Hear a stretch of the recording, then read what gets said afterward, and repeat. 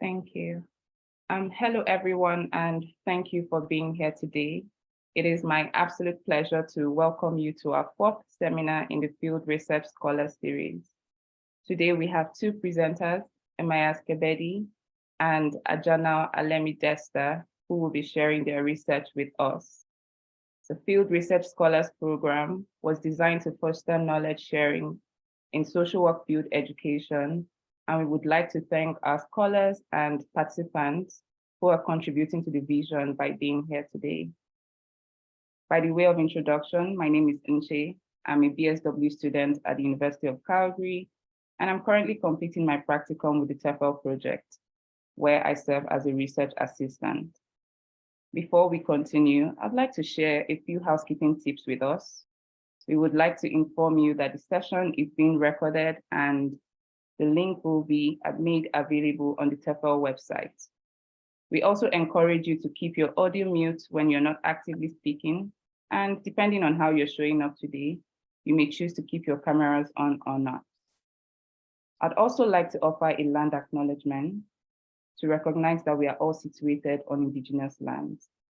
Here in Canada, it is customary to acknowledge the traditional territories on which we are situated. I'm located on Treaty 7 territory, a traditional gathering place for diverse Indigenous peoples, including the Blackfoot Confederacy, the Tsuut'ina First Nation, Métis, Stoney Nakoda, and many others whose histories, language, and cultures continue to influence our vibrant community. Before we begin, I'd also like to acknowledge that the TFEL project is supported in part with funding from the Social Sciences and Humanities Research Council of Canada. And we're very grateful for the financial assistance that supports the TFEL partnership and also this program. As I mentioned earlier, we have two presenters who will be sharing their research with us. Each will have 15 to 20 minutes to present their research, and then we'll have an opportunity for any questions or comments for about 10 minutes, and that will bring us to the half-hour mark. If you have any questions or comments, you can post them in the chat box. My esteemed colleagues, Dr. Salima, Kamal, and Misa will be monitoring the chat box. We've also created an online feedback survey where you can provide additional feedback or comments on the presentation. A link will be shared in the chat box to access the survey. Please know that your feedback and comments are valuable as they will be compiled and shared with each speaker after the seminar. So without further ado, it is my pleasure to introduce our first speaker, Emayas Kebedi. Emayas Kebedi is a lecturer and researcher at the Ethiopian Police University. He has worked as a research program head and also consults within the sphere of community empowerment, peace building, poverty, and poverty reduction. He holds a bachelor's degree in sociology from the University of Gondar, a postgraduate diploma in police science from the Ethiopian Police University, a master's degree in social work from Addis Ababa University, and he's currently a social work doctoral student at the University of Gondar. His research interest includes community development, poverty, child welfare, and mental health. Thank you again for being here with us today, and you're welcome to start your presentation. Thank you very much. My presentation will focus on examining the implication of field education in challenging or reducing child poverty in Ethiopia. And this presentation is part of the ongoing research project. Therefore, the findings are only preliminary. And I can say I'm hoping that I will be getting some relevant or important feedbacks from this session that will enhance the quality of my paper. This is the content of my presentation. The background section provides some overview about social work education in Ethiopia, and also the background section also covers some information or provides some information about poverty, child poverty in Ethiopia. And then I will proceed to discussing the purpose of this review. And in the middle section, I will say a few words about the methodological approach that I employed in the course of producing this review. And finally, I will present some preliminary findings from my reviews. Social work education in Ethiopia has a relatively brief but complicated history. The first social work school was opened during the imperial government of Ethiopia in 1959, with aim to modernize the social service delivery system. And the first social work students were joined Addis Ababa University in 1959, 40 years diploma program. However, the social work program was closed or banned in 1974, following the or when shortly after the socialist government assumed power. And even worse, the socialist government blackmailed social work as pro-imperialism and tool of oppression. And as a result of this, methodological approach, books, reference materials, and other materials related with social education has been banned and destroyed during this time. And as a result of this, most practitioners and social work educators were forced to leave the country. And I can say this was one of the darkest era for social work education in Ethiopia. After almost 3 decades of silence, social work education resumed in 2004, following the regime change in Ethiopia.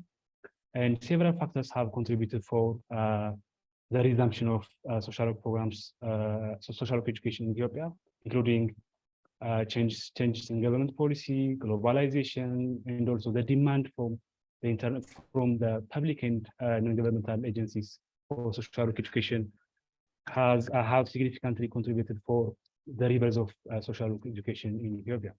Currently, we are having about 13 public and private universities with social work programs.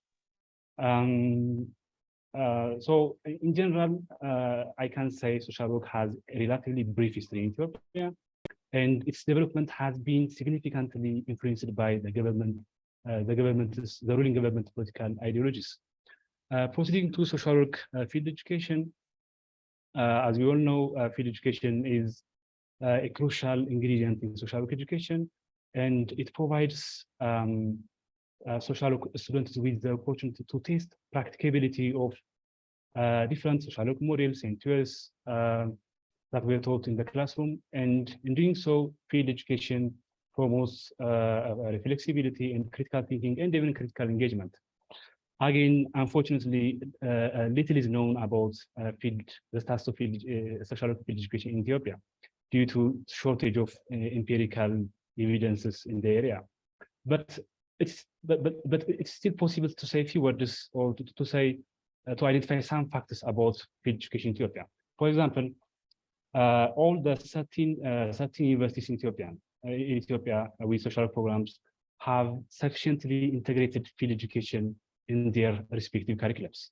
For example, we have a harmonized curriculum, and BSW students, for example, are expected to commit 600 and MSW 900 field hours in order to be fit for graduation. As I said earlier, there is a dearth of research in relation to field education in Ethiopia, but it's possible to identify some scholars that have done some empirical empirical studies on field education, and they have identified these challenges as far as field education is concerned. The first one is there is no separate unit or team that is in charge of coordinating field education. That means lecturers or instructors are forced to facilitate this field education without support from fellow scholars. That means there is no single department that facilitates field education. In some instances, there are field manuals, in fact, but most of them are substandard. They lack quality in terms of facilitating this field education, inconsistent follow-up from social work educators, limited or absence of ongoing seminars on the field placement, and finally, absence of trained field social workers are among the most common challenges in field education schemes in Ethiopia. Having said all this about social education and field education in Ethiopia, let me say a few words about child poverty. Several studies and official records indicate that child poverty is a major challenge in Ethiopia. For example, the report by UNICEF and Central Statistical Agency of Ethiopia in 2019 reported that nearly 89% of children are living in multidimensional poverty. More specifically, around 12 million children are living in monetarily poor households. And also there are some empirical evidences that suggest poverty is affecting children excessively. That means, for example, let us see the data. The monetary poverty rate for adults in Ethiopia is only 21%, but for children it goes up to 29%. That means poverty is affecting children excessively as compared to adults. Different factors may contribute for child poverty in Ethiopia. For example, the economic status of parents, armed conflicts, ethnic violence, natural disasters such as droughts, famine have been contributing for child poverty in Ethiopia. For example, we can see nearly 4.3 million people currently. It's just 2022 data. Currently, nearly almost 4.3 million people, children are out of school due to armed conflict and drought in Ethiopia. And also several other millions are affected by acute and severe malnutrition in Ethiopia. So child poverty is a major problem in Ethiopia. However, despite the magnitude of the problem, child poverty is placed at the margins of poverty research and practice. And there is a tendency to collectively address adult and child poverty. And this is a major problem as far as child poverty is concerned in Ethiopia. And also cultural and societal values are largely ignored in the course of challenging child poverty in Ethiopia. This is how I understand child poverty. As you see, there are multiple layers at personal level, gender, or residence or health of the child matters. For example, gender has its own role in terms of predicting the status, the poverty status of the children. Being male or female is not equal. So maybe female children may suffer a lot out of poverty as compared to males. At higher level, parental economic status, or at household level, parental economic status also determines the status of children. And then at communal or societal level, there are some important philosophical aspects, for example, about children in poverty. This also determines the status of children at community or societal level. And finally, at government policies obviously affect the fight against child poverty, and also it may also contribute to child poverty. There are some outliers, for example, natural disasters and armed and ethnic violence have also been contributing to child poverty in Ethiopia. This is how I conceptualize child poverty. Let us say a few words about the purpose of the review. This review is directed towards attaining three objectives, including examining the status of field education programs in terms of addressing child poverty, examining the nature of school agency partnership in relation to promoting the fight against child poverty. And the third one, in fact, I will not be presenting about the third objective because, as I said earlier, this is the preliminary finding, and I'm not done with the third objective. So the third one is identifying major barriers that may impede the field education programs from addressing child poverty. In terms of the method, I purposely selected 3 universities, Addis Ababa University, Kotare Metropolitan University, and University of Gondar.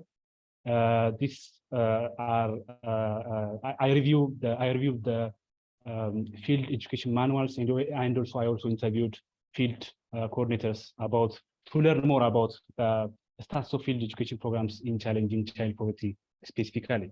And I employed a systematic literature review in the course of identifying the literature relevant to my review.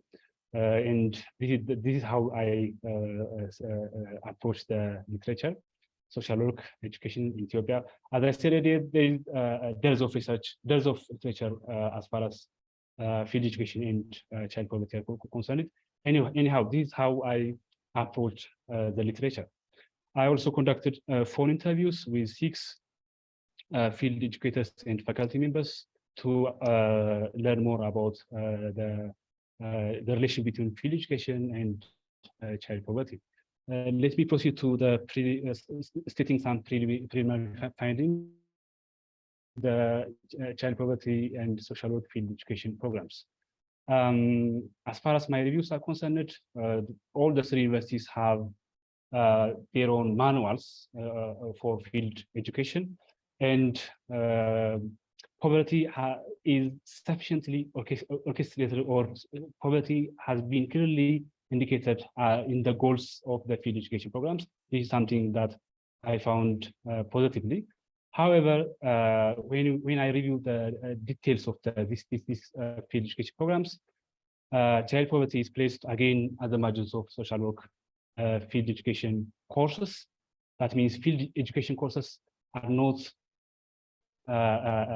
committed specifically in terms of enabling students to excavate more about the root causes of child poverty.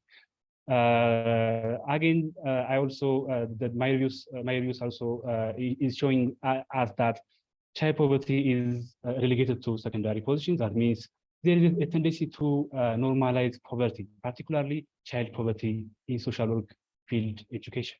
That means most of the time our clients are people that have been affected by poverty. Therefore, there is a tendency to normalize poverty and to ignore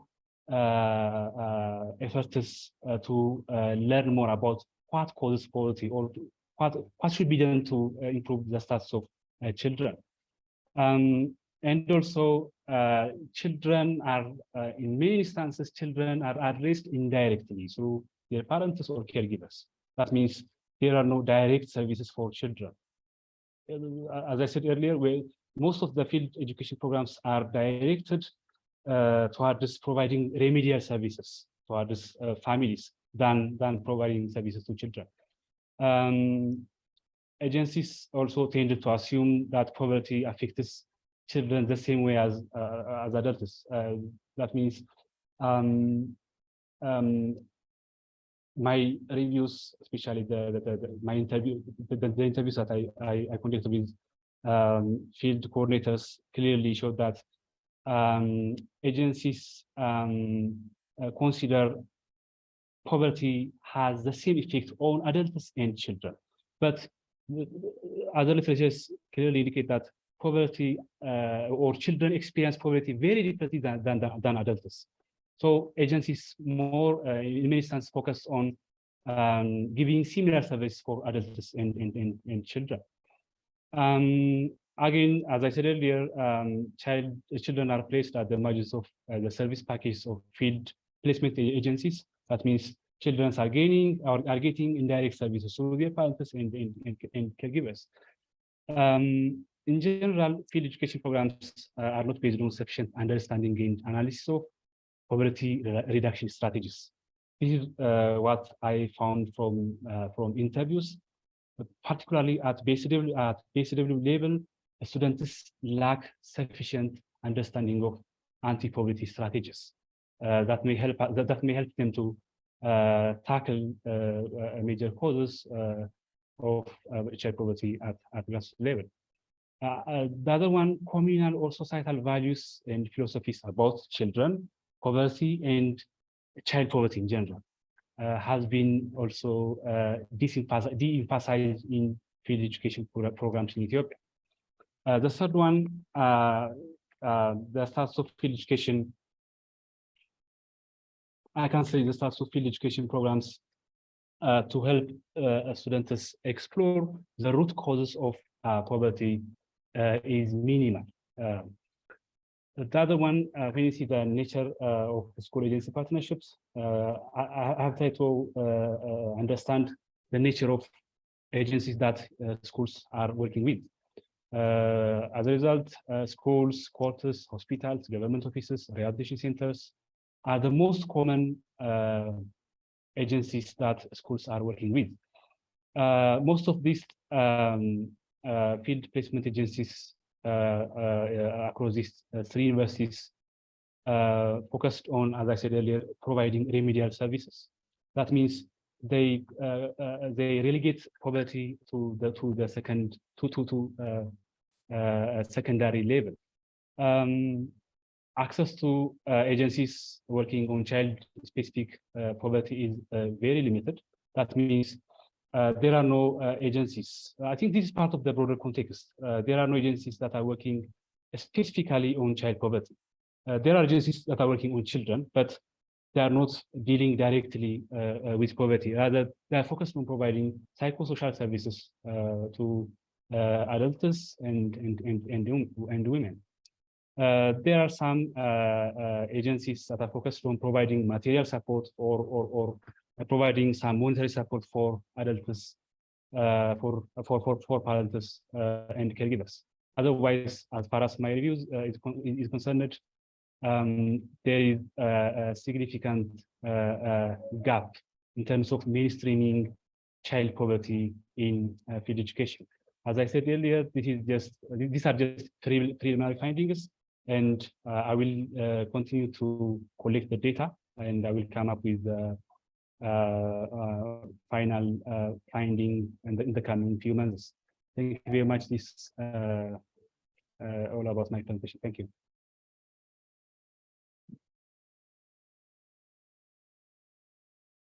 Thank you. That was a wonderful first presentation. At this time, we will take any questions or comments for the presenter. You can use your raise hand icon or pose your question in the chat box. We have lots of comments for you here in the comment section.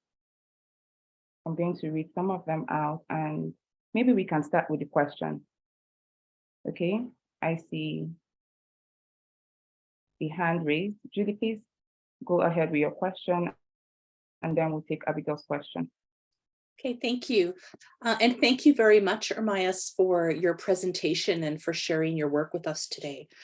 I'm interested in asking if there are any field education opportunities or placements for students. If we kind of look at child poverty, maybe in related program areas like child protection, social protection, maybe looking at social work policies, you know, in relation to cash grants or school meal programs, or some of those kinds of benefits that can be accessed by children who may be living in poverty. I'm wondering if you'd like to comment on that. You know, in terms of social protection, I know that there is a system in place in Ethiopia, and do you see that as an area, maybe if it currently doesn't exist, do you see that as maybe a future area for placements for social work students?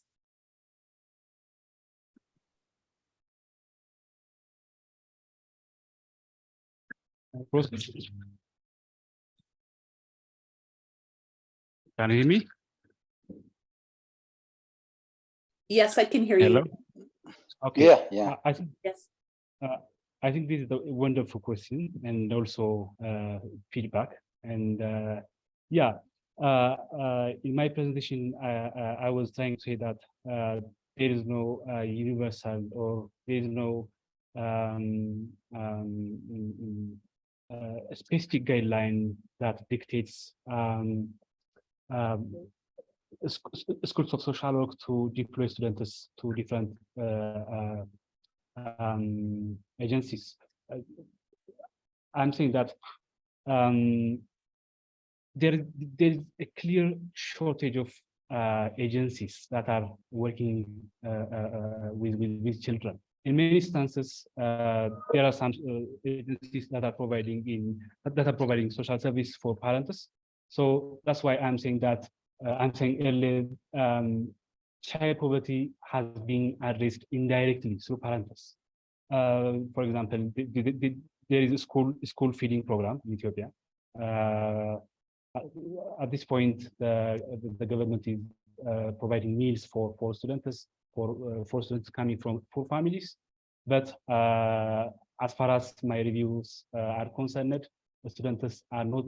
I mean, social work students are not have not been placed in such settings.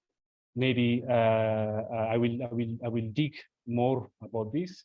Maybe I may come up with a different finding as I go through the review. But for the time being, I'm not seeing any social work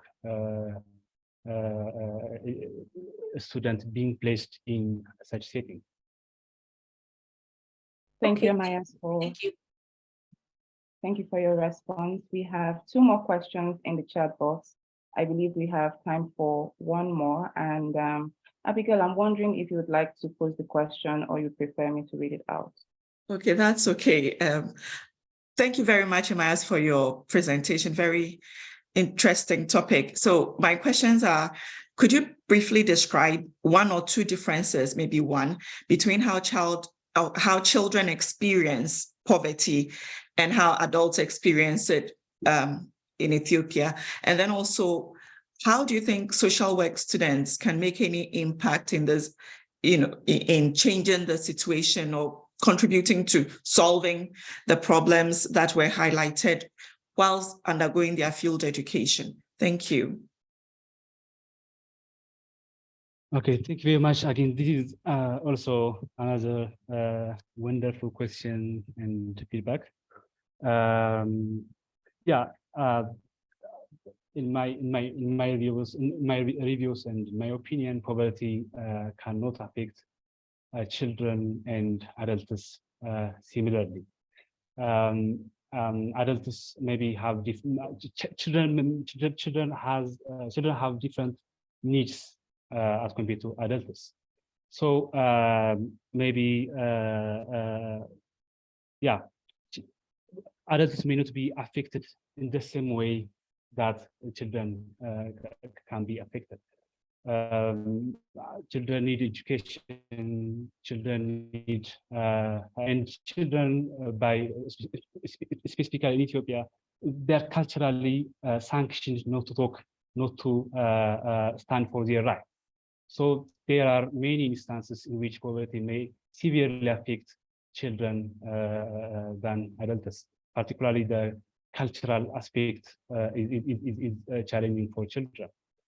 Because everyone, I mean, it's the parents or the caregiver that defines the need of the children. So this may be the difference. What was the second question? Sorry, Abigail. How social work students doing their field work can contribute to solving the problems, but just 1. Okay, thank you. Yeah, thank you very much. Yeah, social work students should be empowered by the school and field educators or license to focus more on the root causes that may lead children into poverty. To devise strategies that can directly reach to children. As far as my experience is concerned, children are not directly contacted by social workers, except at the court setting. Social workers are also deployed in the court as translators and etc. But in many instances, the field education scheme in Ethiopia is not planned in a way that can reach children directly.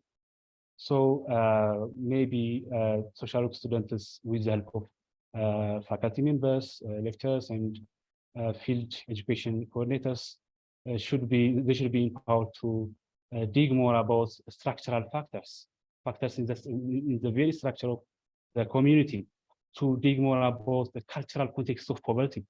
To share my experience with you, as I said earlier, children in Ethiopia have a limited voice because everything is defined by the parent or elder member of the family.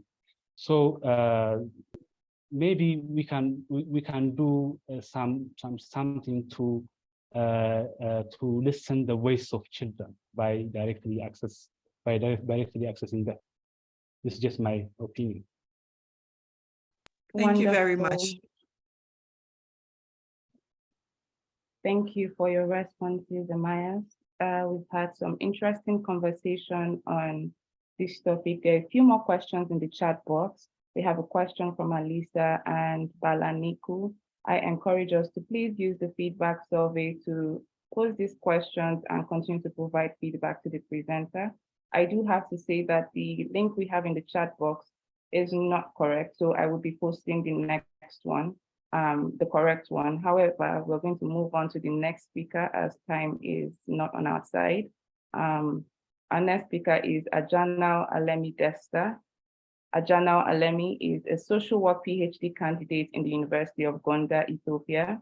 He holds a bachelor's degree in sociology from Jimma University, and he's a master's of social work graduate from Addis Ababa University. He joined the University of Gondar as a graduate assistant in 2009, and since then he has been engaged in teaching, research, and community service. He is one of the founding members of the Department of Social Work and has served as head of the department. Under his capable leadership, the BSW program expanded to a 3-tier degree program to include the MSW and PhD program. He is a J1 scholar and a recipient of the prestigious Soros Foundation Scholarship. He's also engaged in several research projects, has produced scientific publications in peer-reviewed journals, and serves as a peer reviewer for various international journals. Mr. Ajanao has presented his research work in several national and international research conferences, including Germany, India, USA, and Ireland. His research interests include social work education, indigenous social work and intercultural sensitivity, community development, social protection, amongst others. He is committed to the field of social work and is interested in seeing it expand in Ethiopia to meet the needs of those living in the widespread poverty that exists there. Thank you for being here today, Mr. Ajanao, and you're welcome to begin your presentation.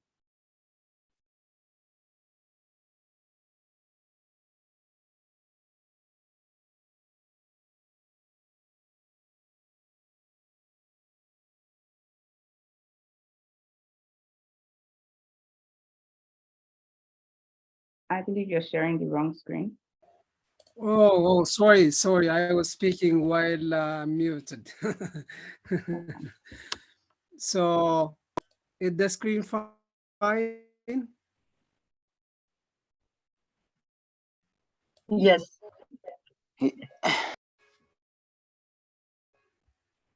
No, it's wrong one. Okay, so thank you very much. Sorry. Ajanao is strong on the screen.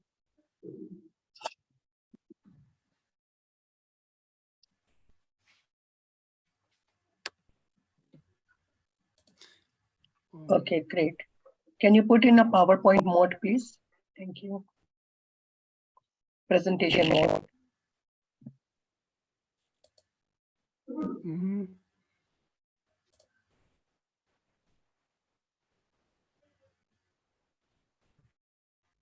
Okay, thank you very much. So, my title is using the field education as. Oh no, again it's changed. A tool. Hiba, can you help me, please? Social work so, education sorry to interrupt, but we can't see the PowerPoint. Okay, now we can see it. Okay, yeah. Okay, yes, I think it's loading. Let's just give it. Okay, okay, thank you very much. Okay, so here are I'm going to say some introductory points. Oh, you are not seeing the screen? I mean, the PowerPoint? Yes, we can see it now. It's good. Thank you. Oh, okay, thank you very much. So and the other is decolonizing social work education in Ethiopia, the role that the field education can play in the decolonization process, and some points on the way forward. So you issue of decolonization. So it's a common language that we hear from social work writers, educators. So when I say decolonization, it's about one is so detaching social work from issues of colonial sentiments, especially while we are doing it in developing countries. And the other is social work is originally developed from the West. So with the theory that we are using, the models and the educational system, so there are some Western norms, values are common. So when we're saying decolonizing social work education, so we are looking also the Western values and norms that are entrenched in the education system, social work education, and the thing. So when we are saying decolonization, it's about dismantle or colonial sentiments from social work education and practice, and also the underlying Western values. That's when we are practicing in other countries, especially in developing countries. So it's about having a critical attention, a critical perspective toward this deconstructing the influence of Western values and theories issues. So developing critical reflection, critical consciousness is very much important here in the process of decolonizing the education or the practice. So when we are saying the process of decolonization is all about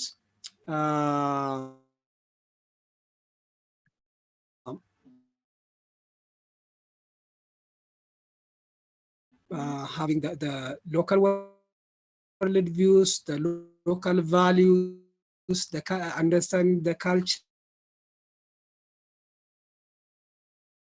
the context, and how the theory and the practice works in the local context according to the culture and the tradition of the local community.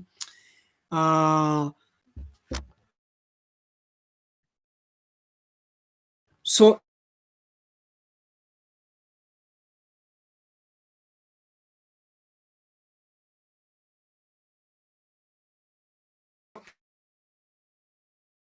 it's all about critically looking at the knowledge and the theory that we are using, social work or any theory or practice global south. So here, indigenization can mean that it's all about that we are doing in social work really makes sense in the local context, given the social cultural factor, whether the practice or the education, either adapting the Western theories and models in order to make it relevant. In other ways, we can understand that we can be sensitive to the local cultures or the local context where we are doing social work, and also knowledge or local teaching materials or cases where we're teaching social work. So most cases, when we are teaching social work, the fact that social work is newly introduced in developing countries, for instance, in our country, Western texts, in order as a teaching material.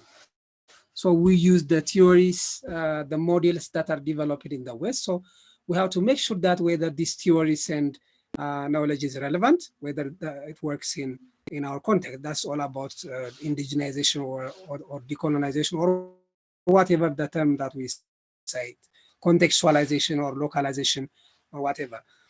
So we know that education is all about making, bringing a relevant change in one's society or community or in one's country. So education has to reflect one's own history, culture, politics, economics, and other contexts or world views. So this, we know that we are diverse in terms of history, in terms of culture, in terms of other contexts. So the education and the practice of social work that we are doing, a reflection of the context that we are teaching or we are working or practicing. So, social work, we know that it's a universal idea, and we have common values that we share as a social worker. But when we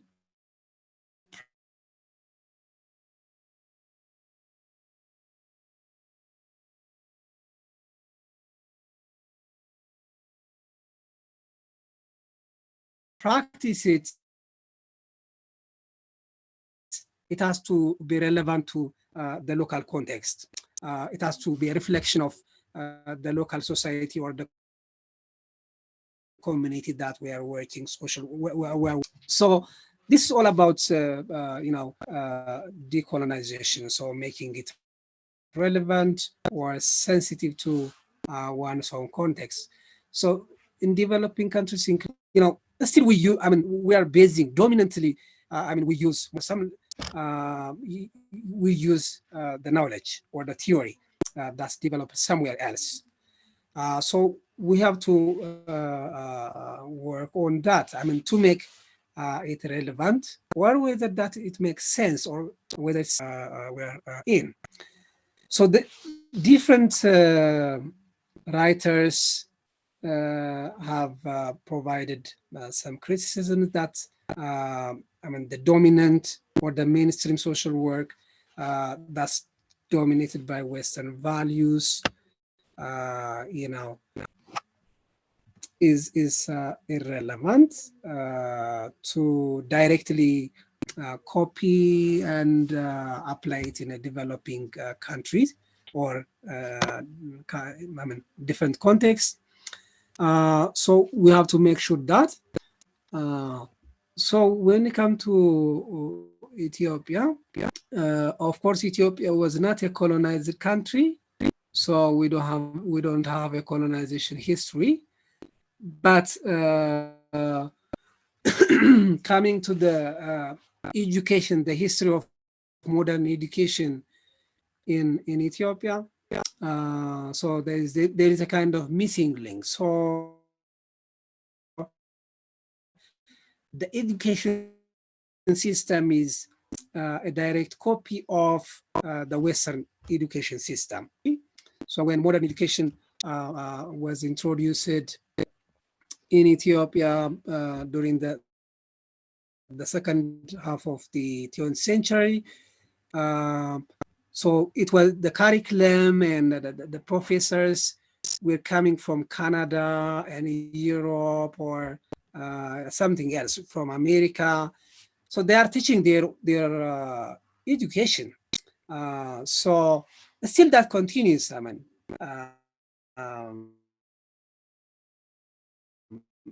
Though we are not colonized, we are dominated by the mainstream or the dominant knowledge. We don't really produce knowledge, local knowledge. That's is relevant for solving the practical local social problems. So the history of social work education, as Ermias said, is similar to the introduction of modern education in Ethiopia. So when social work was introduced in 1959, the curriculum and the professors they're coming from the West, and they teach Western social work. That's that's what was it. So I'm going to give you some highlights on the challenge that we are facing in social work education, and how field education can be really important here in the decolonization process. I'm sorry that I'm not going to present a detailed findings about the research that I'm doing. I was focusing in that way, but to tell you in detail about the findings that I'm doing, I mean, the findings of my research. So I use social constructionism perspective, and so the design is a critical ethnographic qualitative design. So I use critical theory, and also I use in-depth interview, observation, and key informant interview.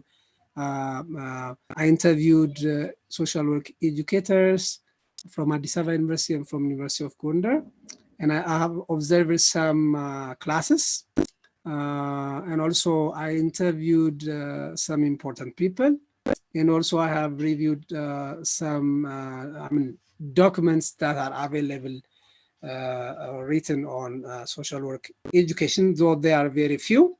I have reviewed. So coming to the challenge that now the curricula is very poor, especially in terms of local content, and also the experience and the scholarly works that social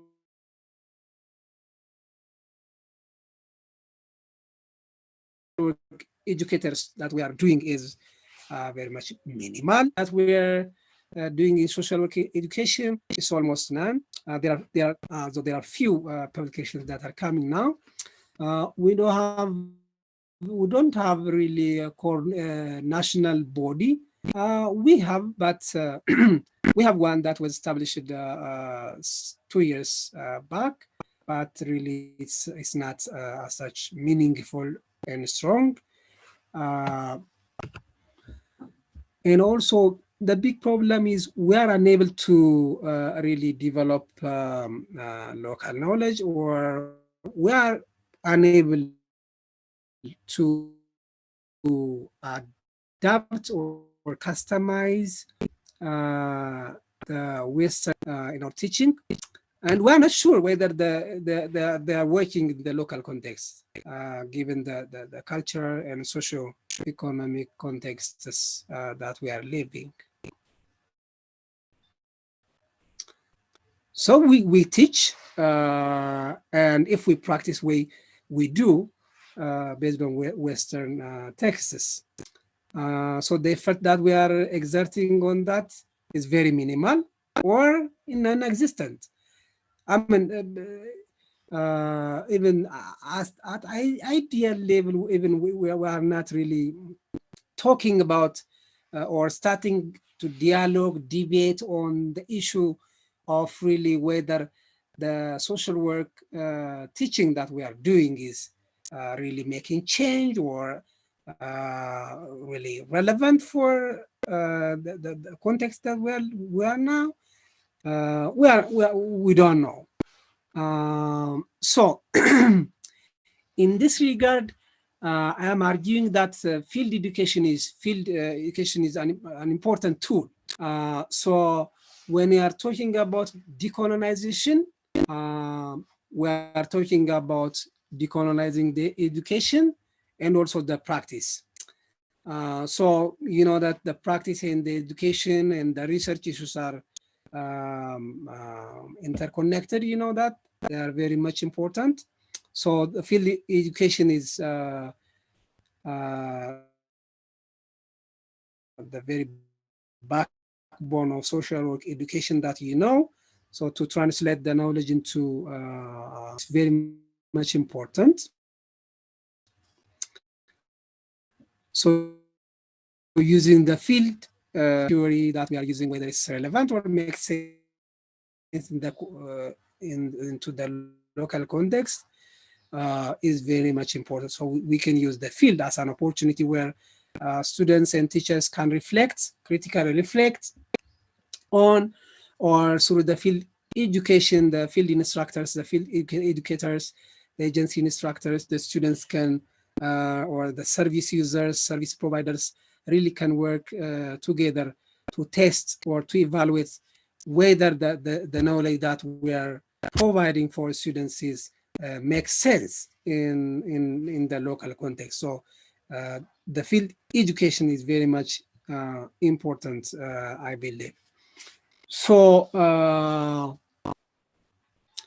so we know that we do have professional standards, global professional standards of social work education and practice, and we do have global social work ethical principles.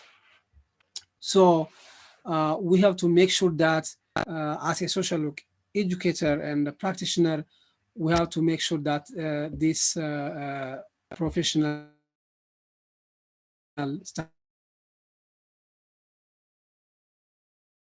standards and ethical values are relevant. Indigenous knowledge in the education and the practice to teach students practice-based skills, and also integrate the theory and the practice, and also incorporate research in social work education and the field education,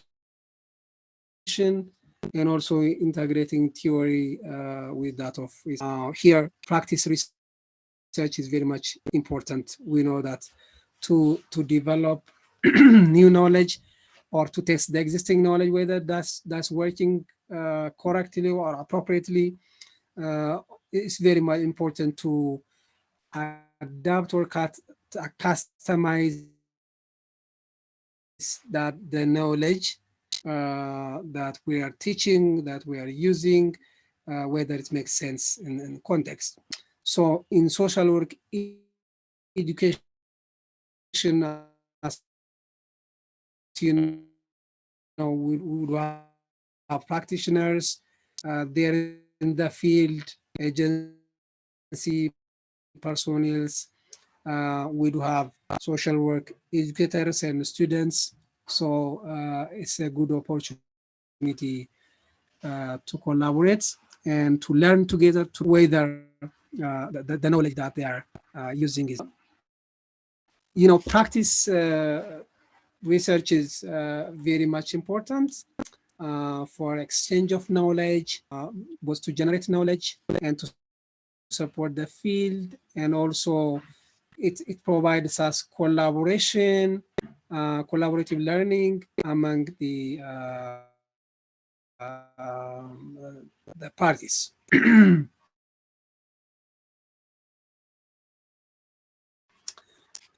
So there are research findings that indicate that so it's very much important that students are provided with the opportunity to be culturally competent or culturally sensitive, to make a culturally sensitive or culturally informed practice while doing their field education.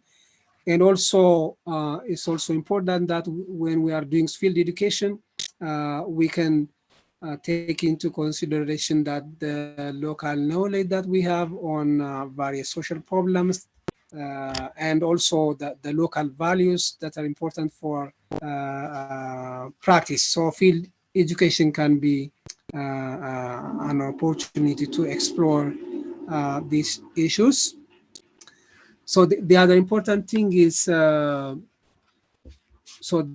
the field education can provide us an opportunity where, as I said before, it can provide us a learning opportunity where the field educators or the field license, the field instructors, the students, and the practitioners or the service providers and the service users can collaborate, and they can reflect on the existing knowledge, and also they can collaboratively generate local knowledge that can be used in the field practice.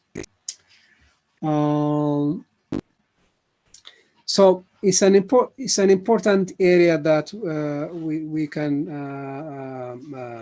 develop and use indigenous or local knowledge. So from this, if it is clearly visible, I don't know. So the field education can provide us a learning mechanism and can be a way where we can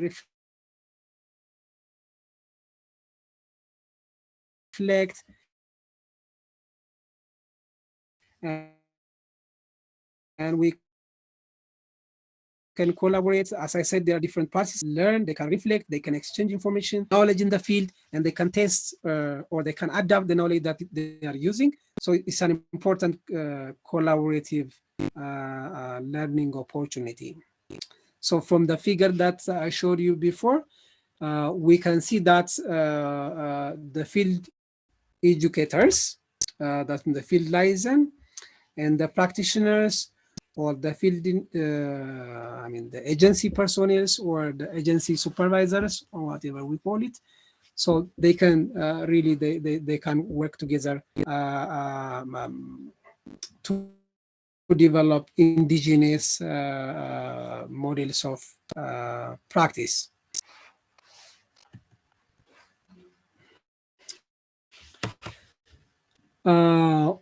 So as Ermias presented before, I mean, so we let students to go to the field. Most of them, we don't know what happened there. And also, I mean, really, we're not really following them. So the supervision is very loose. So things like providing greater opportunities in the classroom where the students can integrate theory and practice using local cases and practical examples where students can demonstrate how they can integrate the theory, the knowledge, and the practice can be an important mechanism. So students, when they go to the field, they will have good opportunity to do that. And also integrating the research that we are doing, and also the education, the thing that we are teaching is very much important. So the teaching that we are doing is not based on research. I mean, it's not, so we do some research, but that research doesn't support what we are doing in our teaching. So integrating the teaching, the education that we have, and the research, some of the research that we are doing can be very, very much important. And also, so while we are letting students to go to the field, work and practice there, and also supervise them, we can provide, we can do some research, practice research, and we can integrate research into the field education. And that can be, that can provide us a great chance for adapting the knowledge that we have, I mean, wherever it comes from, and also to develop local knowledge. It can provide us really an important tool. and also integrating the field seminars with the classroom teaching. This also very much important to do that. Thank you very much. So the Hello, Mr. discourse. Dano. I would interrupt you for a brief moment. We have Julie here. She'd like to say something. Oh, thank you, Enche. I'm sorry, Ajana, I'm afraid we're out of time. So we only have an hour. I see you're close to the end of your presentation, so maybe we can give you just a minute if you don't mind wrapping up, please. Sorry about that. I'm just aware of time. Okay. Oh, sorry for. Oh, I'm sorry too. Taking much time. So yeah, sorry. I mean, so as a social work educator, we have to incorporate indigenous or local knowledge in our teaching and practice, and also we have to use the field education as one tool where students can utilize, or can apply indigenous knowledges, and also they can customize or adapt the knowledge that they have learned in the classroom. So field education can be one important mechanism where either we test or adapt the knowledge that we have, or generate or develop local indigenous knowledge. So thank you very much. Thank you so much, and apologies for interrupting your presentation. We're really just aware of the time, as we have 1 hour slated for this program. We would now take comments and any question for Mr. Janal.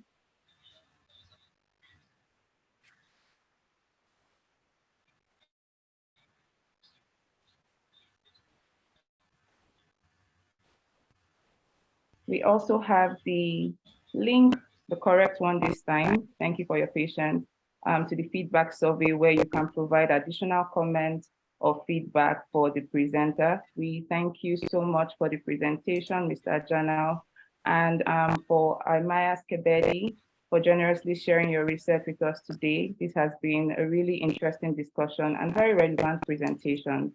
It is encouraging to see this type of projects taking place all over the world in the context of social work field education.